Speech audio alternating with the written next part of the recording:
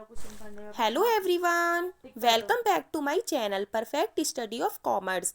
आज हम करने वाले हैं सीटेट एसएसटी पेपर 2 वैदिक काल से संबंधित आए हुए प्रीवियस क्वेश्चंस पेपर। वीडियो अच्छी लगे तो वीडियो को लाइक कीजिए, सब्सक्राइब कीजिए एंड शेयर कीजिए। तो चलिए स्टार्ट करते हैं। क्वेश्चन नंबर 1, ऋग्वेद में सतलज नदी का उल्लेख निम्न में से किस नाम से किया गया है? First Sindhu, second Shutudri, third Ravi, fourth Chenab. तो अगर हम बात करें सिंधु नदी की, तो सिंधु नदी को ऋग्वेद में सिंधु के नाम से ही बोला गया है। सेकंड हम बात करें शत्रुदी नदी, शत्रुदी नदी को सतलज नदी के नाम से बोला गया है। थर्ड अगर हम बात करें रावी नदी की, तो रावी नदी को ऋग्वेद में परुष्णी नदी के नाम से बोला गया है। फोर्थ हम बात करें चेनाब नदी की, चेनाब नदी को ऋग्वेद में अस्कनी नदी के नाम से बोला गया है। अस्कनी नदी। इसमें पूछा है सतलज नदी को किस नदी के नाम से बोला गया है? तो इसका आंसर होगा सेकंड शत्रुदी। नेक्स्ट क्वेश्चन, संस्कृत की सबसे पुरानी कृति ऋग्वेद है, यह कितनी पुरानी है? तो हमें बताना है कि संस्कृत की सबसे पुरानी कृति क्या है? ऋग्वेद। यह कितनी पुरानी है? तो इसका आंसर होगा फर्स्ट लगभग 5000 वर्ष, सेकंड लगभग 3500 वर्ष, थर्ड लगभग 1500 वर्ष, फोर्थ लगभग 1700 वर्ष। तो इसका आंसर होगा ऑप्शन नंबर 3, लगभग 1500 वर्ष। नेक्स्ट क्वेश्चन, वेदों में यज्ञों और एवं कर्म कांडों के विधान को अच्छी तरह समझने के लिए किन ग्रंथों की रचना की गई है? फर्स्ट उपवेदों, सेकंड टीकाओं, थर्ड उपनिषदों, फोर्थ ब्राह्मण ग्रंथों।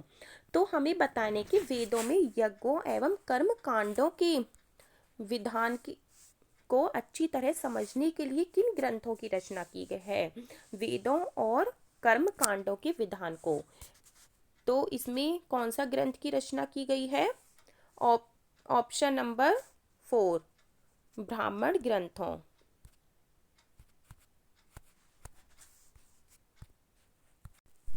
नेक्स्ट क्वेश्चन,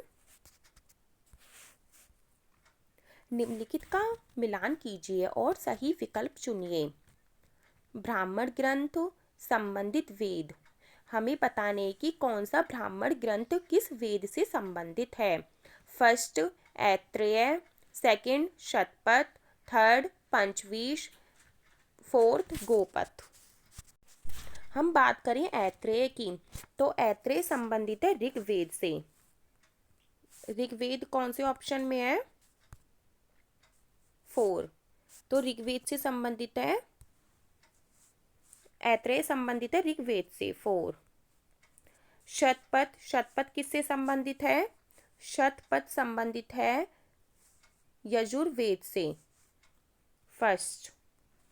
नेक्स्ट पंचविश संबंधित है सामवेद से, थर्ड।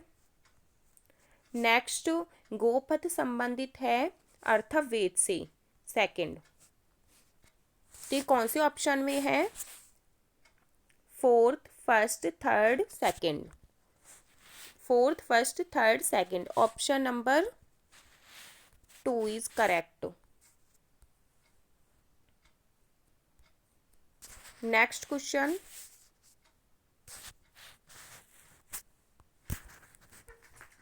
निम्न में से कौन सा कथन असत्य है? फर्स्ट, वैदिक संस्कृति के निर्माता आर्य थे। सेकंड, वैदिक संस्कृति में आर्य शब्द का अर्थ श्रेष्ठ होता है।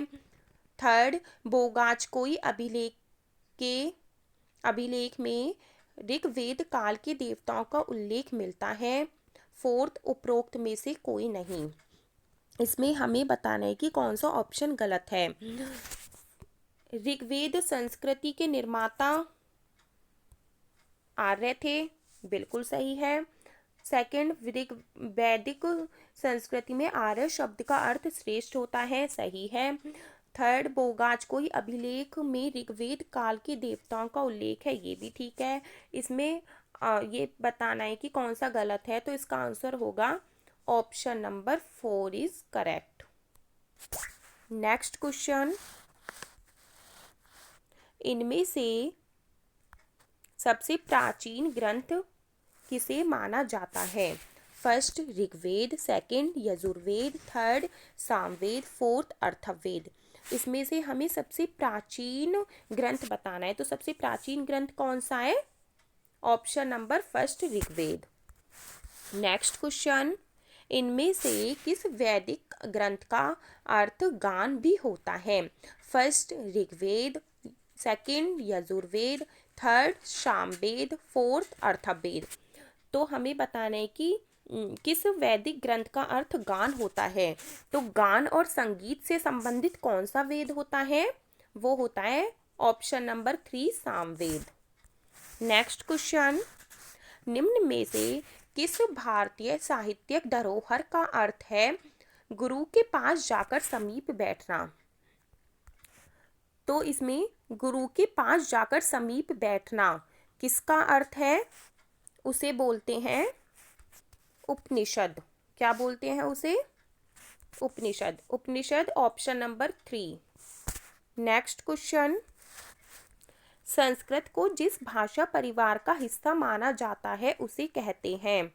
First Bharat Arya, second Bharat Yunan, third Bharat Europe, fourth Bharat अरब।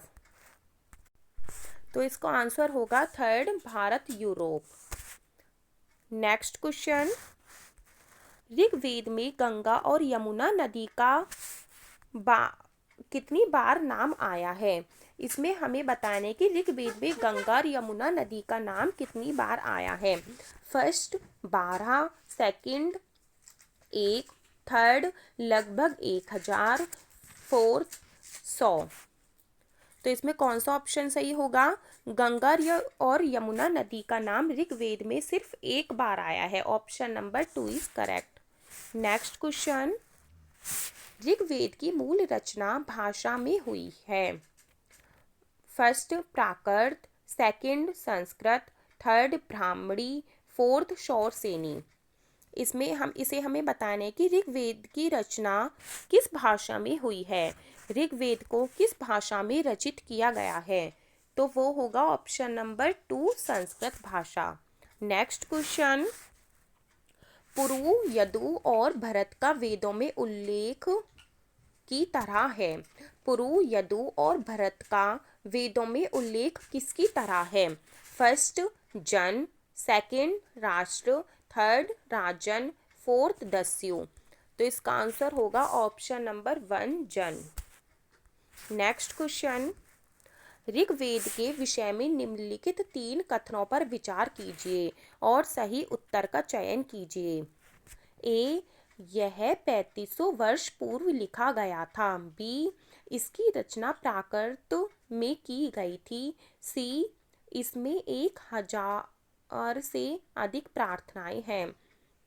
इसमें हमें बताना है कि कौन सा आंसर सही होगा। तो फर्स्ट में क्या बोला है इसने? यह 3500 वर्ष पूर्व लिखा गया था। ये गलत होगा क्योंकि हमने पहले क्वेश्चंस में बात की थी ये कितने वर्ष पूर्व लिखा गया है? 1500 वर्ष पूर्व।